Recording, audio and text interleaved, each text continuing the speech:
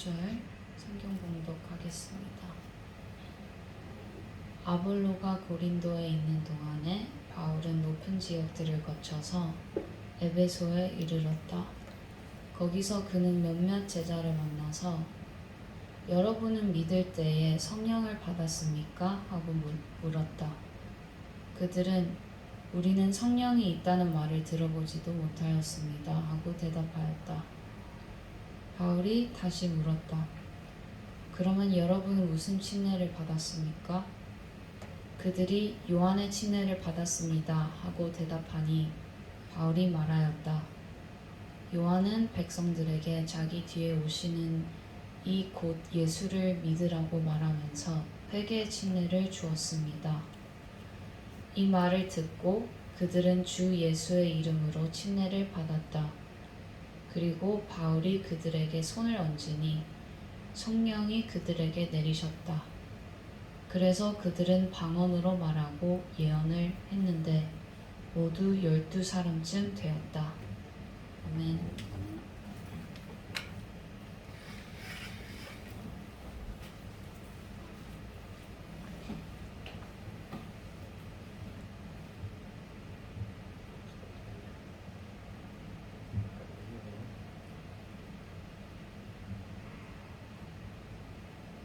잠깐만 기다려주세요.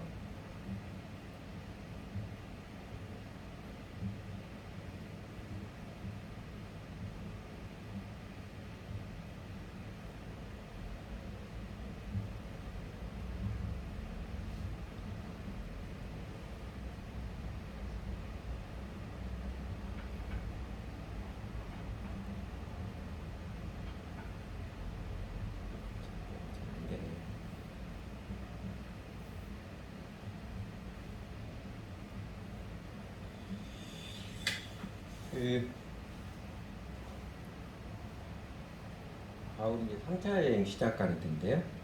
지도에 보는 것처럼 바울이 저 안디옥, 시리아의 안디옥 교회에서 출발해서 위에 지방, 좀 위에 지방인 갈라디아와 부르기아 지방을 거치면서 전에 믿었던 형제들, 교회들을 격려하고 에베소에 도착을 했습니다. 바울이 그렇게 안디옥 교회, 파송교회 안디옥 갔다가 돌아오는 사이에 에베소에 있던 브리스길라 아굴라 부부가 아볼로를 만났지요. 아볼로가 브리스길라 아굴라 부부로부터 부족한 것을 체험받아서 고린도로 갔습니다. 아가의 지방 고린도로 갔고요. 근데 바울이 그렇게 쭉 윗지방으로 돌아와서 에베소에 다시 도착했을 때 한 12명쯤 되는 제자들을 만나서 이제 교제하는데 뭔가 좀 이상하다 느껴져서 여러분들은 믿을 때 성령을 받았습니까? 물었더니 성령이요? 처음 듣는 말인데요. 그런 것도 있습니까? 이게 반문하는 것이었습니다. 그게 2절이죠. 우리는 성령이 있다는 말을 들어보지도 못하였습니다고 대답했다는 거예요. 근데 이 대목에서 우리가 먼저 확인하는 것은요. 그 바울의 질문에서 바울이 매우 자연스럽고 당연하게 여긴 진리가 하나 있습니다. 그건 뭐냐면요. 성령은 믿을 때에 받는 것입니다. 그러니까 믿는 자가 성령을 받습니다. 믿고 난 다음에 뭔가 막 열심을 내가지고 성령을 받고 이런 게 아니고요. 성령은 믿을 때에 받는 것입니다. 그래서 바울이 놀래가지고 깜짝 놀랬겠죠. 내심 놀래서. 그러면 여러분들은 무슨 마음으로 침례를 받았습니까? 이렇게 이제 되물었지요. 그러자 그들이 저희는 요한의 침례, 곧 회개의 침례를 받았습니다. 하고 대답을 했습니다. 3절이지요. 그 침례자 요한이 주었던 그 침례는 회개하라 천국이 가까웠느니라 하면서 가까이 온 천국을 준비하는 마음을 회개케 하는 회개의 침례입니다. 그러니까 내가 죄인됨 인정하고 이제는 죄로부터 돌이키며 살겠다는 회심의 고백 행위가 요한의 침례입니다. 그 대답을 듣고 바울이 그들에게 복음의 핵심, 예수가 바로 그 그리스도 메시아를 증거했지요. 짤막하게 4절에서 기록하겠지요.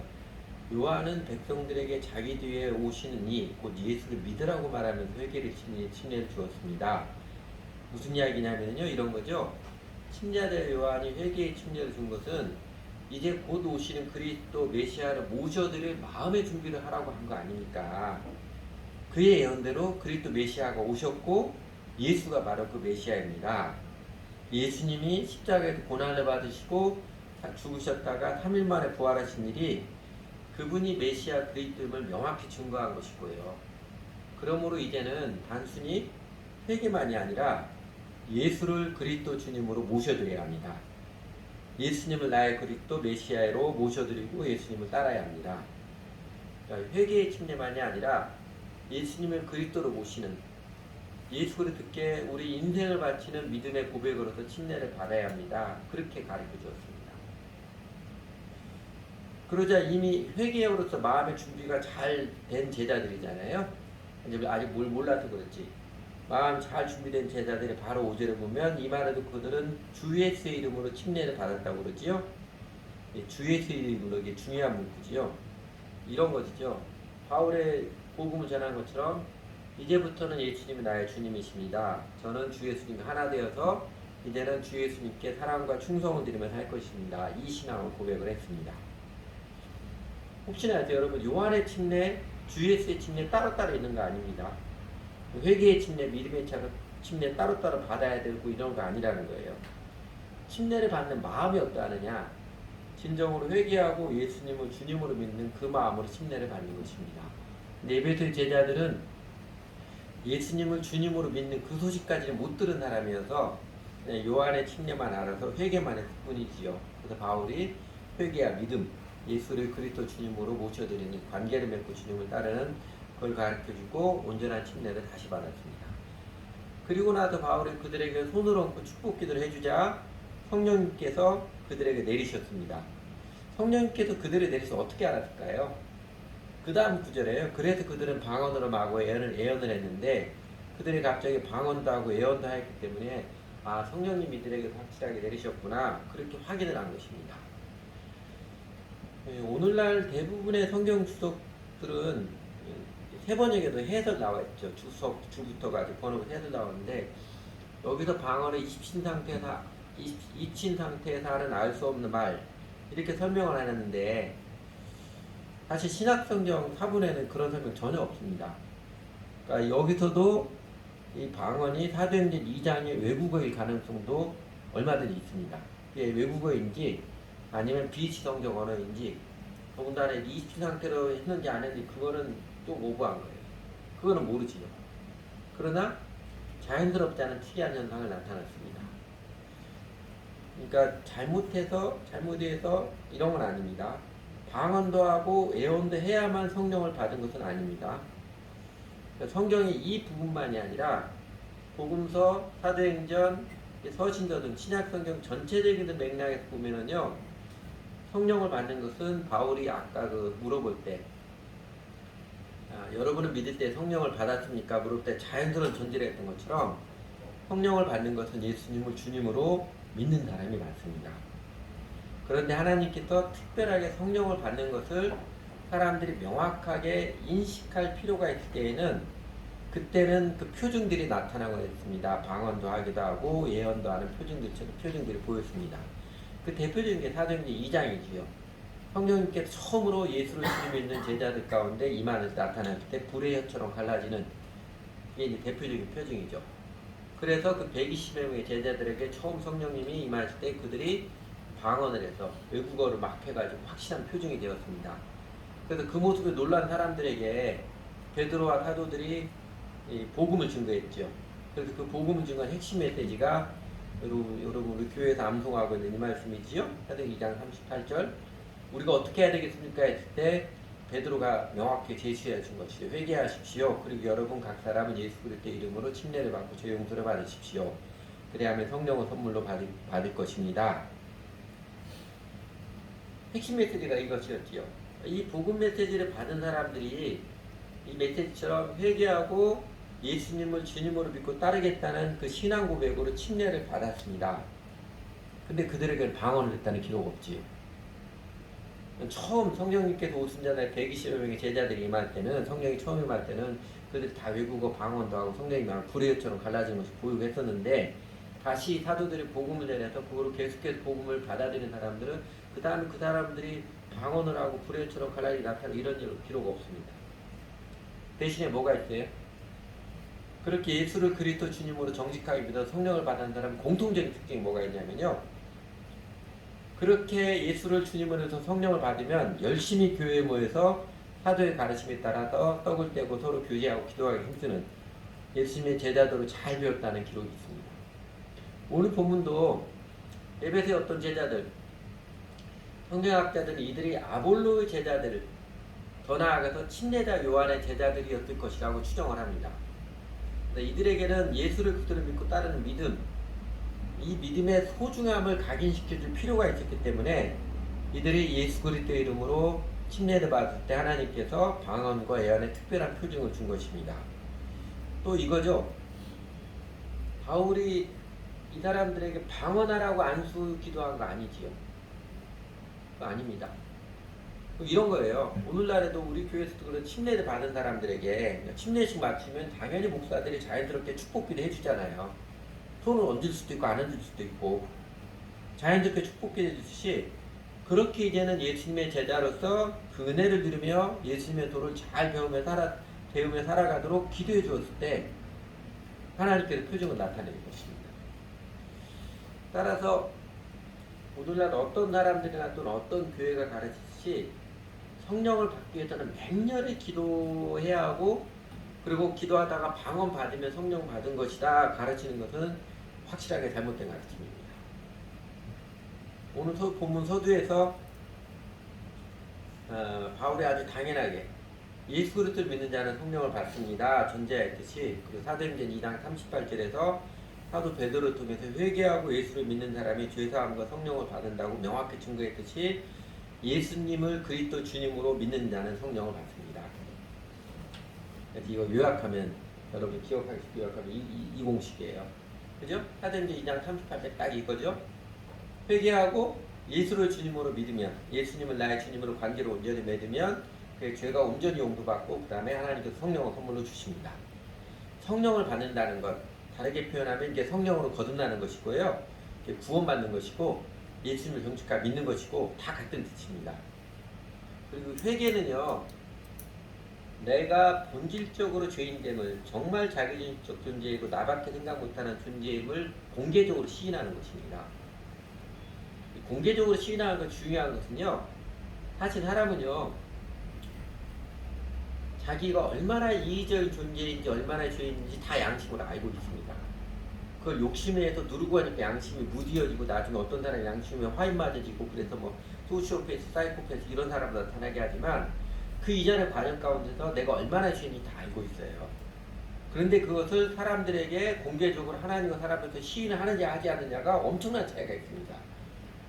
그러니까 하나님과 교회 앞에서 정직하게 시인하지 않은 것은 정직한 회개 아니에요. 왜 그러게요?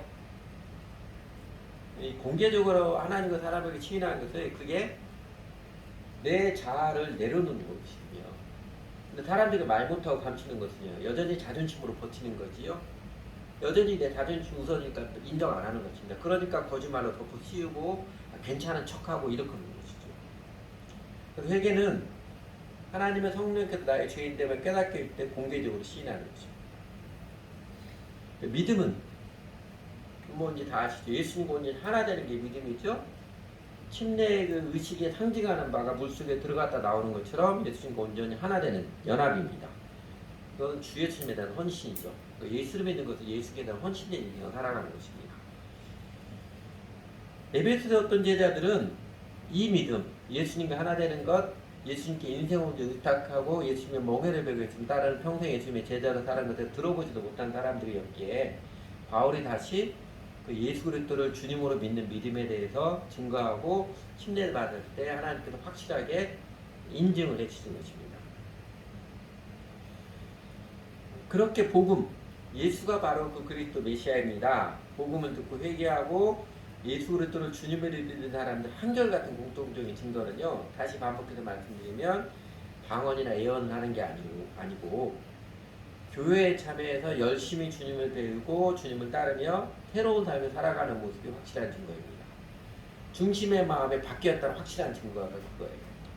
사도행전 2장 42절에 그렇게 명확히 증거해 주잖아요. 저희가 사도의 가르침을 받아서 떡을 서로 교제하며 떡을 떼며 기도하기를 전혀 힘썼다. 그 말씀처럼요. 그래서 그 이후로부터 그 처음 교회가 세워지고 그 이후로부터 회심한 사람들마다 누구나 다 교회의 지체 증인이 되어서 지체 교인이 되어서 열심히 주님을 배우고 따랐다는 게 사도행전에서 반복해서 나타나는 증언들입니다. 오늘 본문 사도행전 19장에서도 그 다음에 바로 이어서 보면 다음 주에 보게 돼요. 바울은 회당에서 이제 열심히 하나님 도를 가지고 논증을 하고 전도를 했지요. 안 믿는 어떤 사람이 회방하고 반대하자 믿는 제자들만 따라 모아가지고 두란노 학당에서 2년 동안 매일같이 가르쳤고 또 그 사람의 제자들 2년 동안 매일같이 모여서 열심히 배웠습니다. 오늘날에도 예수님을 바르게 믿는 사람의 공통적인 제일의 특징이 예수님의 제자가 되는 것, 교회에 열심히 참여해서 잘 배우는 모습입니다. 제가 여러 번 강조하는 것처럼 기독교는 가르침과 배움의 영성이에요. 종교 의식을 통해서 신비적이고 초자연적인 그런 영성을 추구하는 게 기독교 아닙니다.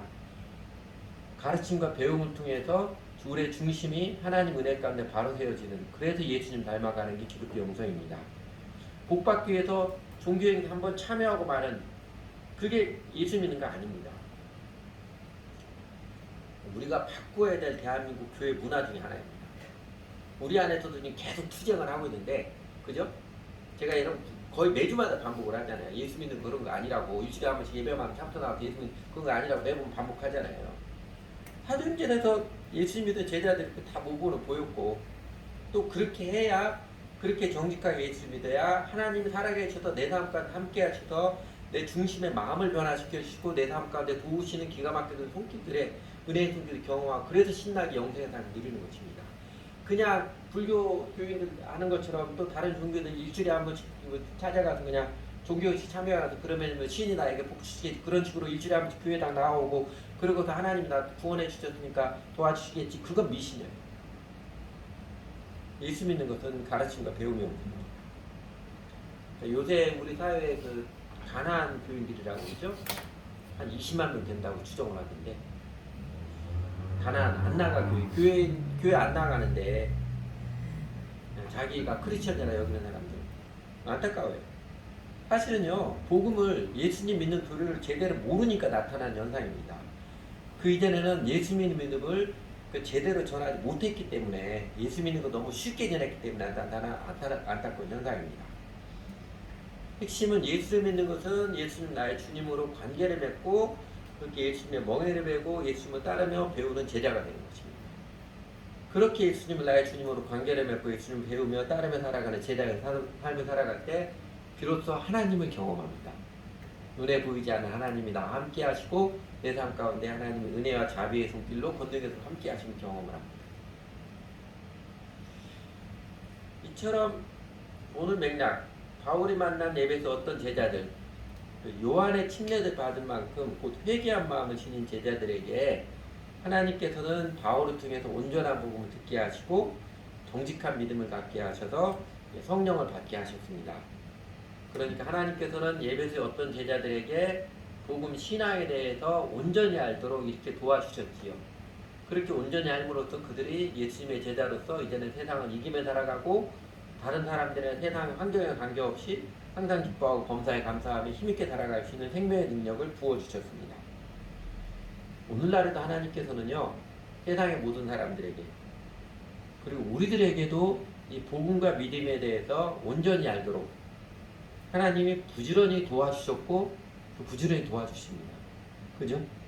성령 하나님께서 세상의 모든 사람들에게 찾아가 주셔서 간섭하시고 깨우쳐 주시고, 우리 교회 지나간 역사도 우리 한 사람 한 사람에서 하나님께서는 우리가 복음, 믿음에 대해서 온전하게 알도록, 바르게 알도록 여러 가지로 도와주십니다.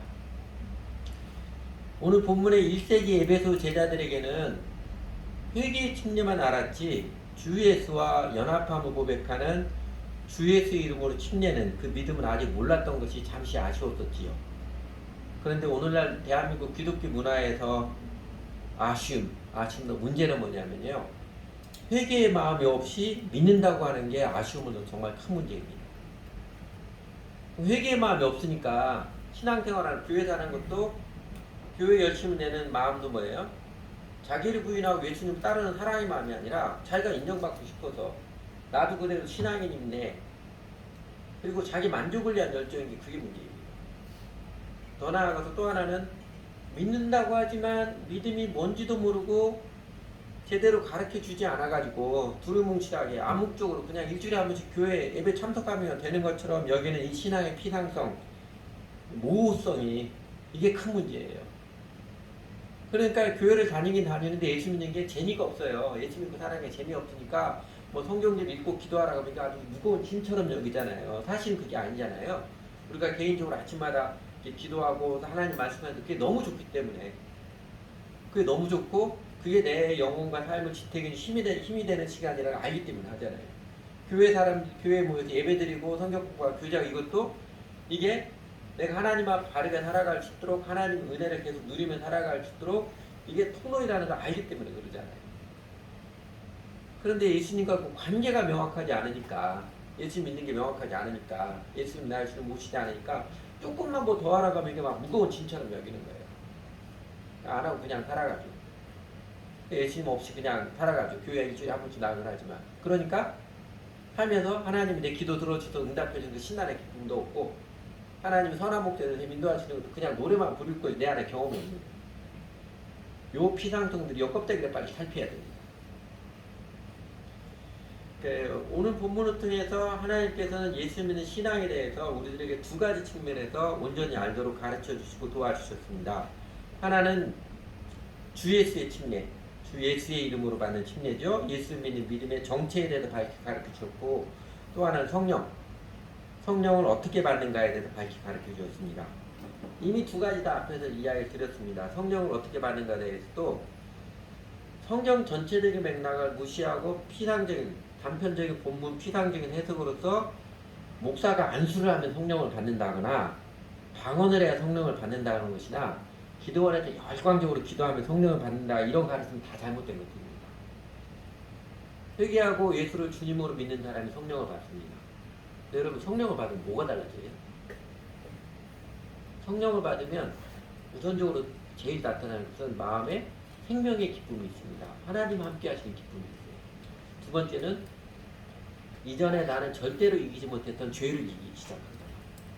성령님이 60년을 살 수 없는 것을 성령께서 하시나니 했던 것처럼 내가 이렇게 살고 싶지 않은데 번번이 넘어지는 그것을 예수님을 바르게 믿고 성령을 받으면요. 성령님의 도우심으로 이제 이겨나가게 됩니다. 그래서 오늘날 교회 다니는 사람들 중에서도 이 성령 체험이 없는 사람, 성령 체험 뭐 헷가닥하는 신비적인 그 체험 아니에요. 일상에 살면서 하나님의 도우시는 내 심령이 어느 상황에도 낙심치 않고 감사하며 기뻐하며 살아야 되는 생명의 환희를 누리게 하는 그 도우심 그리고 하나님 함께 하시는 기가 막히는 손길들을 경험하는 이 하나님 체험, 성령 체험이 없는 사람은요. 방언을 못해서거나 기도를 열심히 안 해서 그런 게 아니고요. 뭐 때문에 그래요? 예수님을 제대로 믿지 않았기 때문에 그렇습니다. 사실은 예수님을 안 믿는 사람이기 때문에 그래요. 그래서 제가 여러분 그렇게 매번 강조하는 게 예수님과 관계, 예수님 나의 주님으로 관계를 맺고 예수님 따르는 게 믿음입니다. 강조하는 것입니다. 회개 없는 믿음. 예수님과 올바른 관계를 맺는 믿음이 아니라 그냥 십자가의 대속의 사랑과 부활의 능력의 소식을 듣고 인정만 하는 그 마음. 제가 지금 몇 가지 열거하는 게 이게 짝퉁 믿음들입니다.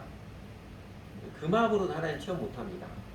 예수님을 지옥까지 하고 천국에 가도록 그런 분이시구나 구세주로만 받아들였지 내 인생의 평가는 주님으로는 생각지 않는 마음 뭔 의미도 모른 채 그냥 영접기도 한번 따라했다거나 그다음 의미도 모른 채 교회 사람들이 받으라고 하니까 순례받고 세례 받았으니까 그러니까 그래도 나는 믿는 사람이겠거니 여기는 이거는 자기 기만이에요. 그리고 예수님을 주님으로 관계를 맺는 인격적 회심이 없이 나는 교회 어렸을 때부터 꽤 오래 다녔고 지금도 다니게 했으니까 그래도 구원을 받았겠거니 여기는 착각이에요. 인격적 회개와 믿음이 없는데 하나님께서 그를 정말 긍휼을 해서 특별한 체험을 해주셨는데 특별한 체험을 하게 해주셨으니까 그 하나님 특별한 은총을 베풀어 준 것 때문에 자신은 구원받다고 되는 망상. 하나님이 정말 불쌍하게 특별한 은혜를 내릴 때 그 응답을 해서 회개하고 예수님 주를 믿어야 되는데 그건 없고 인격적 회개와 믿음이 없이 그냥 하나님 내게 이런 신비한 체험을 해줬으니 그것으로 자신은 구원받다고 여기는 이건 망상입니다. 이런 것들이 다 믿음의 짝퉁들입니다. 당연히 구원의 효력이 없는 것입니다. 제가 여러분들에게 계속 깨우치고 강조하는 바, 인격적 회심, 곧 나의 죄인됨을 하나님과 교회 앞에 시인하고 예수님을 나의 주님으로 관계를 맺는, 그래서 주 예수님께 내 자신을 헌신하여서 주님을 이제는 따르며 살겠다는 그 회개와 믿음, 인격적 결단 있는 사람이 구원받은 사람입니다.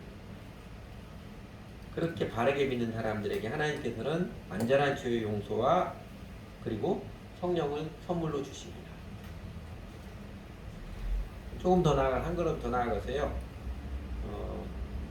하나님께서는 오늘날 우리 교회에게, 지금까지 우리 교회에게 우리가 복음에 대해서, 신앙에 대해서 온전히 알도록 깨우쳐 주신 몇몇 중요한 내용들이 있습니다. 다는 아니지만 그 중에 큰 맥락에 따라 몇 가지만 여러분들에게 좀 소개를 하고 싶습니다. 물론 전혀 새로운 것은 아닐 거예요. 대한민국은 대부분의 교회가 보수주의 교회, 복음주의 교회입니다. 80%가 복음주의 교회인데, 그 대한민국 교회 현대에서 주요 흐름이 좀 이렇습니다. 50년대, 60년대 우리 젊은 사람들에게는 할아버지, 할머니 세대들에게는요, 이 전통이 아직까지도 영향이 있는데 교회 중심 모임의 예배입니다. 그래서 무조건 다 예배했어요.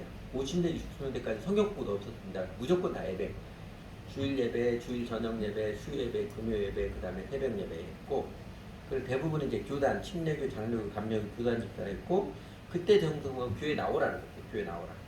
교회 나와서 목사님 설교 듣고, 그래서 설교가 많이 강조가 됐죠. 교라는 게 있고, 그리고 이제 교회가 특별하게 하는 게 강조되는 게 새벽기도. 그래서 정말로 예수님을 잘 믿으면 새벽기도 참여해야 된다는 거고, 그 다음에 이제 부흥회죠. 결정적인 임팩트의 순간을 하는 게 부흥회였고, 막 그때 신앙생활 강조는 이제 지극정성인 것. 우리나라 사람들이 이건 전통적으로 중요하게 여기는 거죠. 지극정성으로 교회에 나오는. 그래서 이때 사람들은요, 목사님 잘 섬기는 게 하나님 섬기는 것이고, 하나님 나라를 위해서 하는 게 예배당 짓는 거겠고, 이렇게 생각을 했습니다. 그러다가 이거 아닌 것 같은데 느끼지요. 느꼈던 사람들이 특별히 이제 지성인들 사이에서 크게 영향을 미쳤던 게 이제 캠퍼스 선교단체들 통해서 CCC나 뭐 조이, IBF, 내비게이터, UBF 이런 메리트입니다. 이 사람들이 중요한 게 강조하게 깨우치는 게 성경 공부예요. 그리고 더 나아 제자 훈련이죠. 50년대, 60년대 대부분의 교회가 성경 공부 없었어요. 70년대까지 성경 공부 있는 교회가 별로 없었습니다. 심지어 제가 여러 번 했던 것처럼 CCG 김주고 목사님 성경 공부 다니고 저는 이단이라고 이렇게 말하고 했을 때 그러다 이제 바뀌었죠. 그리고 이제 전도 방법이 사역을 가지고 브리치 가지고 개인 전도하는 거, 개인 전도했고, 그다음에 새벽기도에 대비해서 큐티 개인 경건에 대한 강조죠. 그전에는 무조건 교회 다 모임에 잘 나오는 신앙 좋은 거였는데 그게 아니고 개인적으로 하나님의 관계가 중요하다. 개인적으로 큐티 강조하고, 그 다음에 하나님을 경험하는 임팩트의 순간으로 중요한 게 이제 수련회 가는 거였지.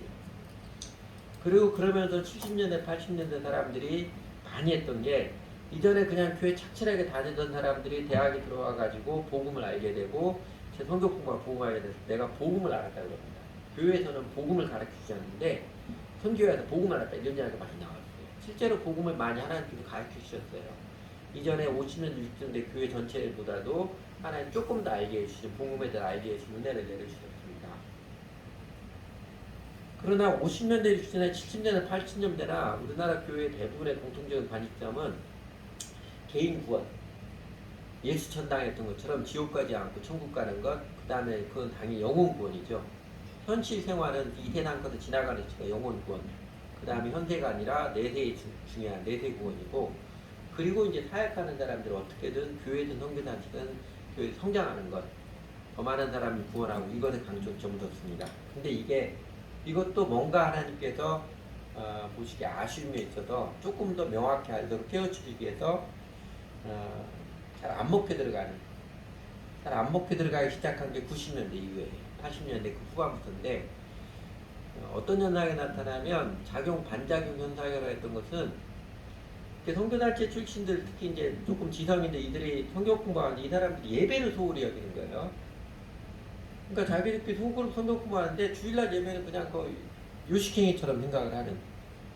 그래서 성교에 소속한 사람들은 그냥 자기가 소속감이 없는 가서 큰 교회 가서 예배 구경만 하고 가는, 그래도 예배 드렸다고 잘못 생각을 하고 그랬습니다. 거기에 대한 반작용으로 예배를 잘 드려야 된다.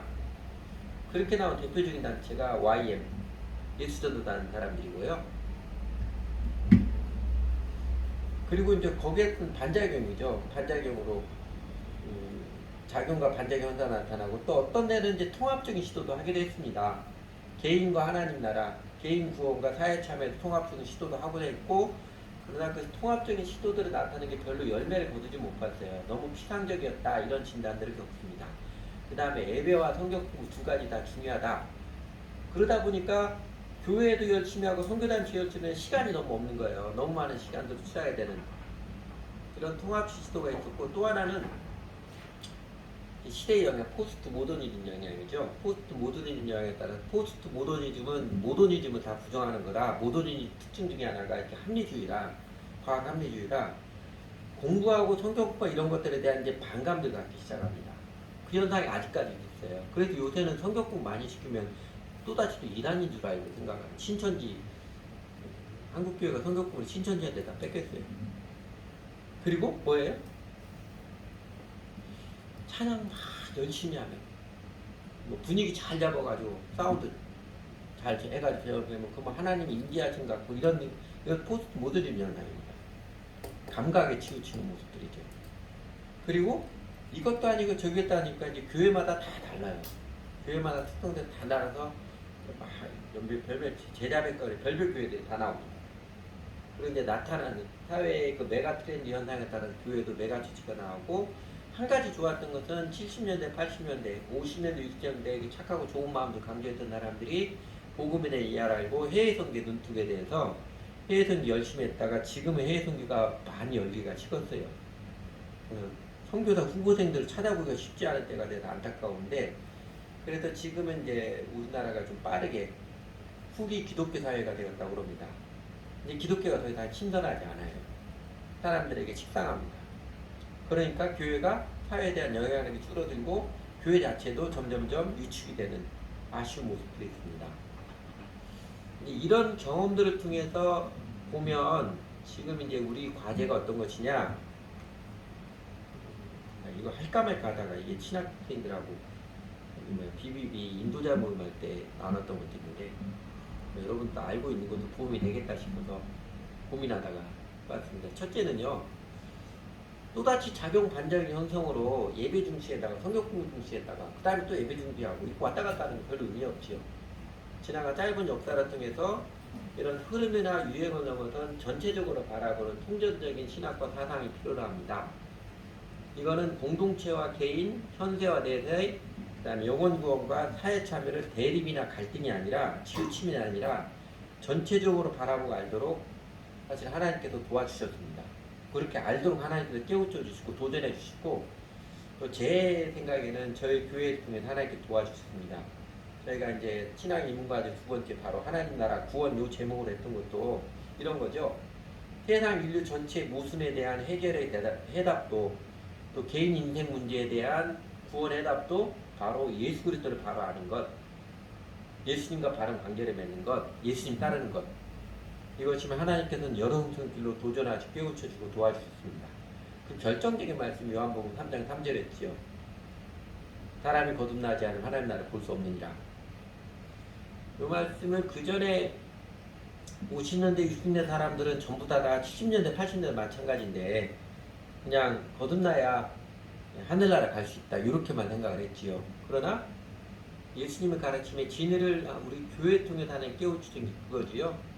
사람의 거듭남이 개인의 운명의 문제뿐만 아니라 세상에 하나님의 정의와 평화와 나라가 임하는 데도 중요한 첫 번째 관건입니다. 중요한 진리죠. 그런 통전적인 사상, 통전적인 신학들을 열어가시는 게 하나님이 저희 교회에게 베풀어주신 은혜고요. 두 번째로 피상적 모방을 넘은 핵심과 실제의 통찰인데 이런 겁니다. 예수 믿는 것이 무엇인지 다른 사람들이나 다른 교회들이 하는 모습 좋다고 그냥 답습하지 않고 성경 말씀의 근거들을 확인해서 믿음의 이유와 실체들을 명확히 알고 또 알게 하는 것. 이것 또한 하나님께서 우리들에게 간절히 바라시는 바였고요. 그리고 하나님께서 우리 교회를 통해서 바르게 알아가도록 여러 손길로 도와주셨습니다. 그 예가 이런 것입니다. 예수님과 12제자들의 모습인데 여러분 12제자들이 언제부터 예수님 믿었을 것 같아요? 제자 오르는 사람들 많이 강조를 처음에 그 베드로와 요한과 야고보가 그 물고기 잡고 할 때 예수님 그들을 만나가지고 걔네들 너는 나를 따라오너라 내가 너희로 사람을 어부가 되게 하리라 하시니까 그들이 배와 그물을 버리고 예수 쫓았잖아요. 그렇게 예수님께 이 제자들이 헌신했으니까 우리도 헌신해야 되지 않겠느냐. 그런데 요때 그 예수님이 나를 따라오더라 했던 것은 예수님이 배움으로 초청입니다. 내가 어떤 존재인지 내가 너를 얼마나 사랑하는지 나를 알아가고 배워서 나를 좀 알아가라. 배움과 체험 배움으로 초청해요. 헌신의 초청은 아닙니다. 왜냐면 이제 성경 볼 때 했던 것처럼 그때 당시 문화가 유대인 랍비나 또 그리스 헬라 철학자들도 그 사상을 배우고 싶으면 함께 다 따라서 함께 다녔어요. 제자 쓴 거 따라다니면 함께 배웠습니다. 똑같은 방식이에요. 오늘날에도 교회 처음 나올 때 예수님 때 예수님 어떤지 알아가십시오. 이 초청이 문제죠.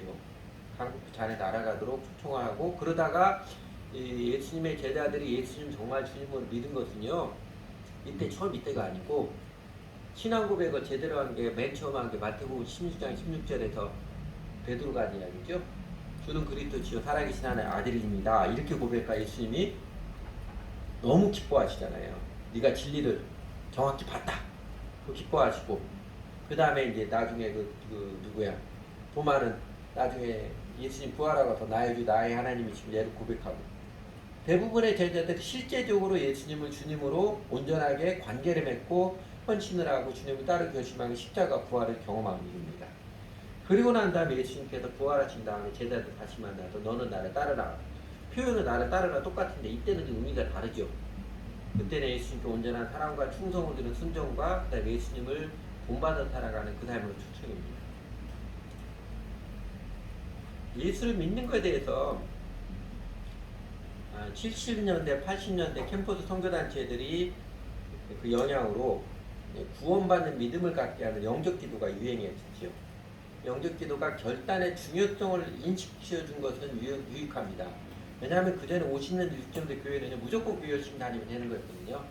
쭉 열심히 다니면 1년 지나면 교육 2년 지나면 침례, 세례, 침례교회를 그러지 않았다고 그러지만 그렇게 그냥 교회 잘 다니면 다 구원받는 것을 생각해요. 그러나 결단이 필요합니다. 요걸 강조해 준 것들은 영적 기도가 유익했어요. 근데 안타까운 건 영적 기도로 예수님 믿는 것을 좀 피상적인데 풍과 의례처럼 여겨버리는 게 큰 부작용이 오류입니다. 여러분 침례가 좀 번거롭기 때문에 약식으로 만든 게 세례예요. 교회 역사 보면 그렇습니다. 이게 물속에 들어갔다 나오는 게 옷 갈아입고 막 이렇게 물 다 튀겨 청소해야 되고 번거롭거든요. 그래서 약식으로 만든 게 세례입니다. 근데 영적 기도는요. 세례보다 더 쉽게 간단하고 쉽게 만든 거. 그러니까 결단의 고백행위라서 세례보다 더 쉽고 간단하게 만든 것입니다. 한번 기도 따라합니다. 근데 많이 안고해서 하나님 앞에서 진정한 회개와 믿음의 결단 고백으로서 세례든 영적 기도는 다 용납할 수 있습니다. 손을 드는 것이든 문제는 마음이에요. 세례를 받는 것이든 영적 기도를 따르는 것이든 뭐 손을 들어서 결심을 표시하는 것이든 침례를 받는 것이든 뭐든 간에요. 그 마음이 복음을 명확히 알고 예수가 그리스도이십니다. 이 복음을 명확히 알고 이 복음 앞에서 내가 진정으로 회개하고 정말로 예수님 헌신하는 믿음의 마음이냐 이게 중요한 거예요. 이게 없이 그 마음이 아닌데 그 마음이 뭔지도 모르는데 그냥 영적 따르면 구원 받을 게니 세례 받고 교회도 받으면 침례 받으면 구원 받을 이게 아니라는 거예요. 그래서 제가 여러분들이 강조를 이거죠. 중요한 거죠. 예수 그리스도 나의 주님이십니다. 요 신앙 고백을 기쁘게 드릴 수 있는 마음이 믿음의 마음이에요. 진정한 회개의 마음이고 믿음이죠. 그리고 이 의미가 무엇인지 알아야죠. 그냥 따라서 하면 되지 뭐 이게 아니고요. 예수 그리스도 나의 주님이시다 했을 때 이제는 나는 예수님께 사랑과 충성을 드리는 예수님 나의 오야붕으로 모시고 살아가는 예수님 따르는 제자입니다. 요 고백이죠. 이렇게 할 만한 가치가 있는 것이냐, 사람이 이렇게 하면 이유가 있는 거예요. 이건 교회를 통해서 가르쳐 줘야 돼요. 또 교회를 통해서 배워야 됩니다. 교회에 나오지 않더라도, 교회당에 나오지 않더라도 우리가 우리 주변 사람들에게 그리스도를 삶을 살아감으로써 그런 예수님 알아가서 동기를 부여하고 우리가 그 관계를 통해서 알려주고 그래야죠. 그래서 이 사람이 진정한 마음으로 예수님 알아감을 통해서 내가 이제는 예수님 믿겠습니다.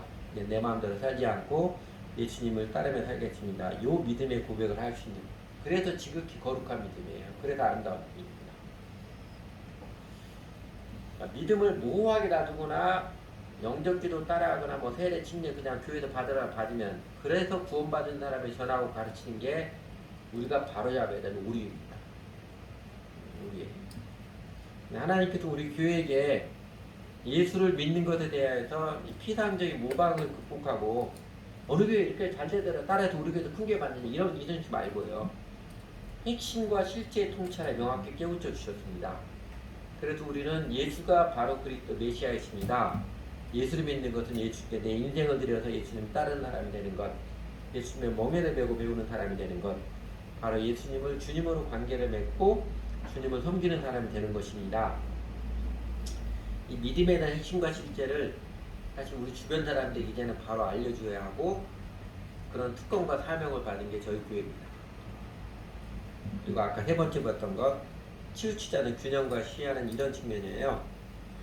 그 사도행전 2장 24절에 42절 그 가르침에 따라서 신앙생활하는 것은 영적인 지도자들의 그 코칭을 잘 따라서 잘 배워서 예배와 함께 기도하는 것과 교제가 균형 있게 함께 세워져야 하는 것입니다.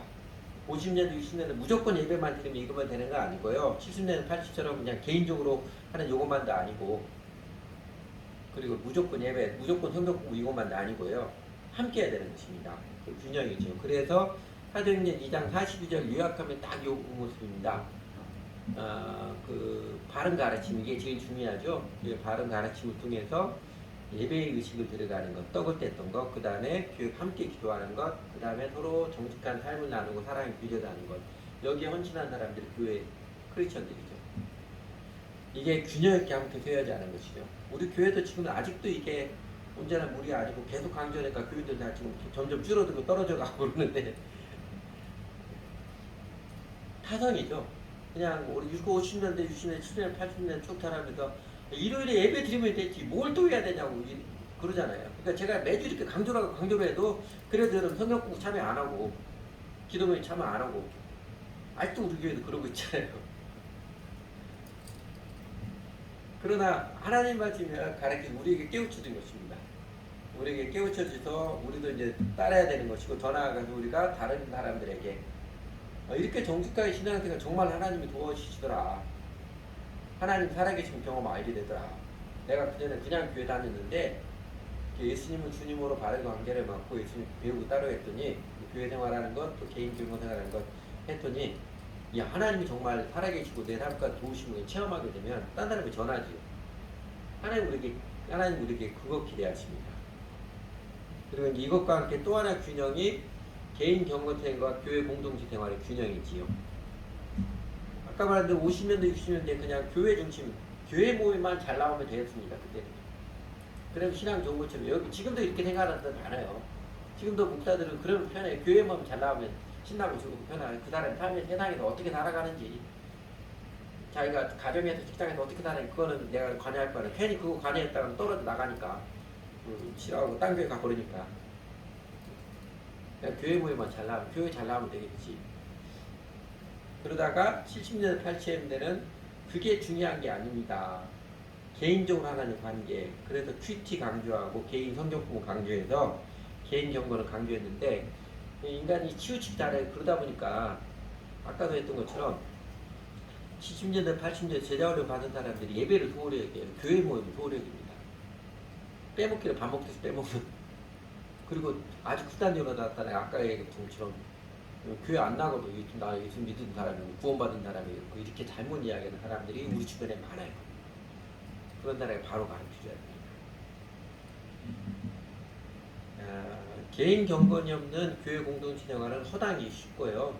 교회 공동체 생활하는 개인 경건 축구는요, 이건 독단적이 쉽습니다. 여러 번 비유로 하는 것처럼 상승기율 바람을 타고 잘 비상하기 위해서는 독수리에게 두 날개가 필요하듯이 하나님의 은혜의 바람을 타고 우리가 독수리에 날개침 올라간 걸 힘있게 멋지게 신나게 살아가게 되면요. 물론 바탕에 제일 중요한 것, 예수님을 나의 주님으로 관계를 맺는 그 베이직이죠. 예, 그 기초 위에 개인 경건과 교회 공동체 등한 두 날개가 균형 있게 갖춰져야 합니다. 제가 보기에는 하나님께서 우리 교회에게 이 놀라운 진리들을 가르쳐 주셨어요. 교인들 다 떨어져 나게 멤버가 안 남았다 하더라도 그래도 하나님께 놀라운 진리들을 가르쳐 주셨고, 그리고 여러 번 제가 여러분들 하는 것처럼 그러면서 하나님 함께 하시는 분들을 기가 막히게 베풀어 주셨습니다. 마치 예배에서 어떤 제자들에게 하나님께서 바울을 통하여서 온전한 복음을 듣게 하시고 참된 믿음을 응답하게 하셔서 그들을 성령을 받게 하심으로써 그들이 이제는 하나님의 생명을 누리며 더욱 힘있게 더욱 기쁘게 믿음의 삶을 사랑의 삶을 배우고 따랐던 것처럼 저에게도 하나님께서 그 은혜를 베풀어 주셨습니다. 그리고 하나님께서 이제는 우리가 바울처럼 되기를 기대하시지 않겠어요? 우리 시대를 넘어선 우리 시대 문화를 넘어선 복음과 하나님 나라의 도를 이제는 우리가 다른 사람들에게 아직도 부분적으로 알고 있어서 주님을 사랑하지만 어딘가 미흡하고 아쉬움을 많이 느끼는 우리 이웃들에게, 주님을 믿지만 어딘가 치우쳐 있는 우리 이웃들에게 바울이 에베소의 제자들에게 그랬던 것처럼, 또 브리스길라와 아글라가 아볼로에게 그랬던 것처럼 저희가 하나님이 저에게 가르쳐 주신 것 온전하게 전하고 가르쳐 줘야 합니다.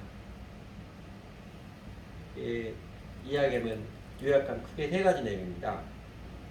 첫째는 주 예수의 이름으로 침례를 주었듯이 온전한 주 예수의 복음, 예수는 그리스도시고 예수를 믿는 것은 예수님을 나의 주님으로 관계를 맺고 예수님께 헌신한 인생이 되는 것입니다. 그 결단과 추구입니다. 이 복음 전해야 됩니다.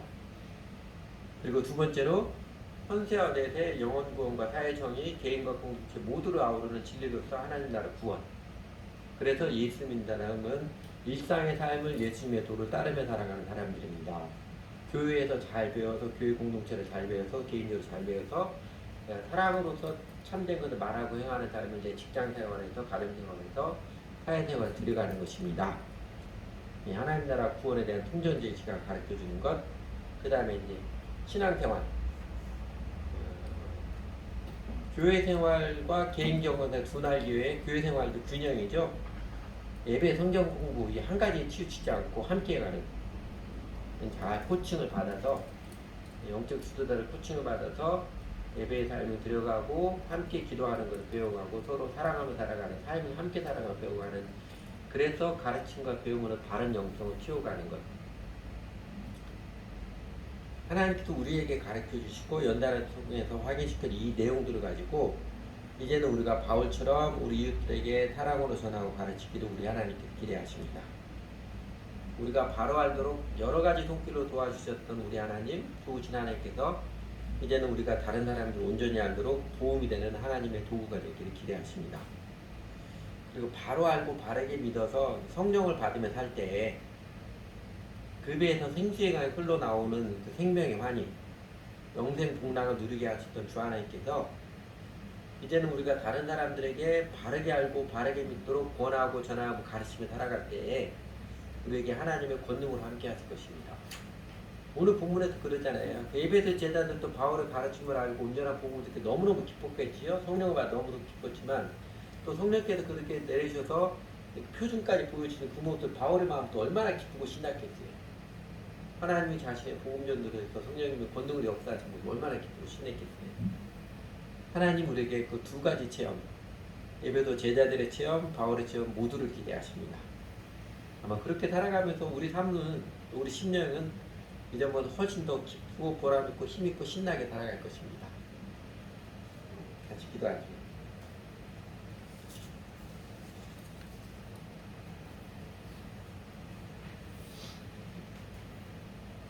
하나님 아버지, 저희들에게도 예수님 믿는 도리에 대해서, 복음에 대해서, 신앙생활에 대해서 바르게 알게 해주시려고 숱한 자비와 은혜의 손길을 내려주신 것을 기억하고 감사드립니다. 저희가 무디어서 잘 못 듣고 또 어떤 때는 일부러 마음 닫고 안 듣고 그랬을지라도 우리 아버지 하나님께서 포기하지 않으시고 끝까지 저희들의 삶을 간섭하시는 마침내 복음화 정직한 복음화에 응답하도록 이끌어 주시는 끈질긴 사랑의 손길에 감사를 드립니다. 하나님, 그래도 이제는 저희가 복음에 대해서, 믿음에 대해서, 신앙생활에 대해서, 더 나아가 세상 건데 살아가는 인생살아에 대해서 그래도 어느 정도 많이 가르쳐 주셔서 저희가 이렇게 살아가는 것이구나, 이렇게 믿는 것이구나 깨달아가는 깨달음을 주셔서 감사드립니다. 그리고 저희들에게도 예수를 주님으로 온전하게 받아들이는 정직한 믿음에 응답하는 저희들에게도 성령님을 주셔서 그대에서 생수가 흘러나오는 같은 생명의 환희가 어떠한 것인지를 알게 해주시고 진리를 아시는 진리가 너를 자유케 하려 했던 것처럼 진리를 깨우치고 진리의 자유함을 체험케 해주셔서 감사를 드립니다.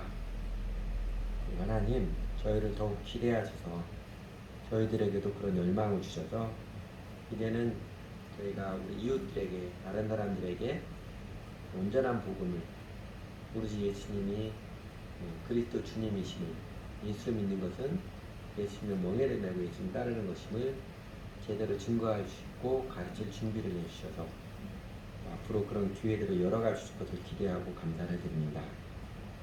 하나님, 그렇게 아름답고 귀한 하나님께서 인도하시고 이끌어주신 손길에 주님 홀로 영광을 받아주시고 주님의 선하심이 아름답게 선명하게 드러나기를 바랍니다. 하나님, 그럼에도 불구하고 하나님께서는 부지런히 정말 감동적인 사랑의 손길로 가르쳐 주시고 도와주시려고 하시는데 저의 자아의 고집이, 저의 자아의 완고함이 잘 배우지 않고 여전히 내 복받기만 바라며 종교 행사 참여하듯 하고 그리고 잘 배우고 훈련을 받지 않는 모습들이 많은 저희들을 용서하시고 구인해 주십시오. 신앙생활, 예수 믿는 믿음은 가르침과 배움의 영성이라고 그걸 확인해 주시는데 그냥 순간적으로 필받는 것 같은 이방중의 풍습을 따랐던 이스라엘처럼 삶을 살아가는 바른 마음과 생각을 배우려 가지 않고 종교 의식, 종교 행사를 통해 호기심과 욕심만 채우려 했던 그릇된 마음과 축구를 용서해 주십시오. 저희들이 이만큼 어리석고 이만큼 오만한데 하나님께서 용서해 주시고 저희를 포기하지 마시고 끝까지 이끌어 주시기를, 때로는 삶의 어려움, 고난을 통해서라도 바른 길로 참 생명의 길로 이끌어 주시기 원합니다. 하나님, 그래도 주님 저희들을 내버려 두지 마시고 더 선명히 가르쳐 주시기 원합니다. 저희도 이제는 잘 배우고 바르게 응답해서 하나님의 살아계심을, 하나님이 내려주신 영생이 무엇인지 실제로 체험하며 배우고 싶습니다. 저희가 이제는 값을 지불하고 주 예수님 배움을 따르는 마음 다시금 새롭게 주님 앞에 나아가겠습니다. 저희들에게 깨달음을 더하여 주십시오. 진리를 알시니 했던 것처럼 진리를 깨달아하는 그 감격과 기쁨을 더하여 주십시오. 그리고 정직히 믿는 저희들에게 또 앞으로 저희 교회를 통해서도 정직하게 예수 믿는 사람들에게 성령님이 정말로 들어와 주십시오. 하나님이 성령님을 선물로 주셔서 성령님이 내 안에 계셔서 우리 함께 하셔서 영생의 환희가 무엇인지, 하나님의 권능으로 함께 하시 무엇인지를 체험할 수 있도록 이끌어 주시기 원합니다. 그래서 바울의 에베소의 제자들에게 했던 것처럼 브리스길라가 아볼로에게 했던 것처럼 하나님 나라의 생명과 사랑과 그 꿈이 아름다운 전이가 저희를 통해서 계속 이루어지도록 이끌어 주시기 원합니다. 예수님 이름으로 기도드렸습니다.